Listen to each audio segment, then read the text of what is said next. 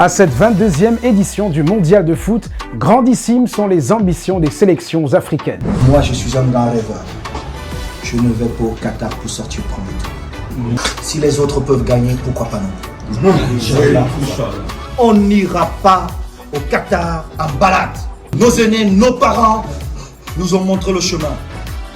Mais jusqu'à preuve de contraire, on n'a que joué le quart de finale. Ceux qui seront en face de vous au Qatar, ils jouent dans les mêmes clubs que vous. Et ils ne sont pas meilleurs que vous. On va écrire une histoire.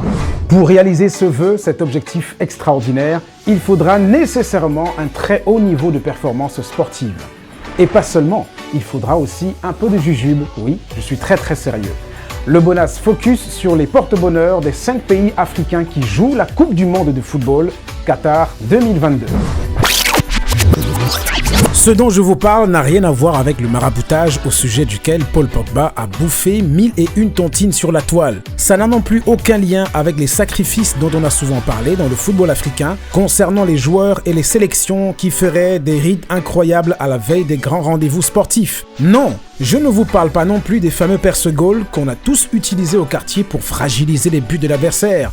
Je vous parle simplement d'un instinct humain qui voudrait que face à de grands challenges, au-delà de l'effort, le spirituel soit sollicité, question de booster le moral. Et ça peut passer par une prière, mais aussi des objets porte-bonheur. Au Maroc par exemple, le bijou main ou encore Kamsa, encore appelé la main de Fatma en référence à la fille du prophète Mahomet, est un porte-bonheur universel, répandu dans le monde musulman et même chez les juifs. On le retrouve au Maroc sur les portes, en décoration dans les salons, mais évidemment il est considéré comme un porte-chance pouvant servir à la Coupe du Monde. En Tunisie, le poisson porte-bonheur est un vieux talisman datant de plusieurs siècles. Tagué sur les murs, façonné en pendentif, le hout est un porte-bonheur fétiche chez les aigles de Carthage. Il en est de même pour les coris en perles chez les Ghanéens et chez les Sénégalais. Au pays de la Teranga, les guerriers, les lutteurs et les pêcheurs ont toujours porté cela pour augmenter leurs chances d'éloigner le mauvais œil, le mauvais esprit et surtout d'attirer les faveurs divines afin d'avoir de bonnes moissons. Au Cameroun, le jujube est culte. Ce petit délice végétal qui se consomme quand c'est bien sec concentre dans ses graines une dose de sucre suffisante pour mettre le bonheur dans les esprits. Utilisé couramment dans les rites coutumiers pour plaider auprès des ancêtres, le jujube est un porte-bonheur même quand il n'est pas consommé.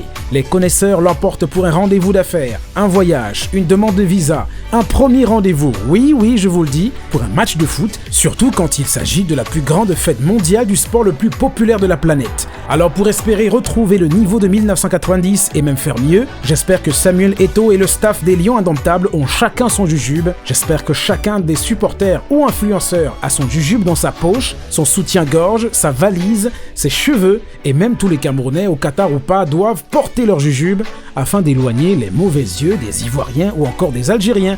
On ne sait jamais. C'est de ça qu'il s'agit.